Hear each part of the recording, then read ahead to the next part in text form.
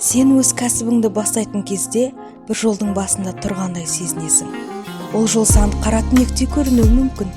Сен жүрмеген, көрмеген, бейтаныс, беймәлім жол. Сенің бойыңды қорқыныш пен үрей билейді. Алдымнан кімдер жолығады, қандай жағдайларға тап боламын деген ой маза бермейді. Сенің қабілетіңе сенімсіздік танытып, арманыңнан бас тартқызатындар көбейеді. Мақсатқа жету үшін жолыңда кезіккен қиындықтарға, сәтсіздіктерге, шығынға төтеп беруің керек. Бастаған ісіңді жарты жолда қалдырмай, соңына дейін апар. Әрбір жетістік үлкен еңбекті талап етеді. Үздіксіз ізденіп, талмай жұмыс жасасаң, нәтижеге қол жеткізесің. Адамның қабілеті шексіз.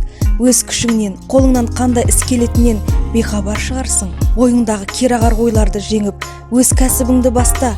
Тек өзіңе түсетін олжаны ойлама. Кәсіпте команда жинауың өте маңызды. Жалынды жандардың басын қосып, пайдалы іспен айналысқаның жөн. Ерінбей талпынудың арқасында тәжірибе жинайсың. Уақытыңды ұтымды пайдаланып, әрбір ісіңе мұқият болуды үйрен. Бүгінгі жоспарыңды ертеңге қалдырма.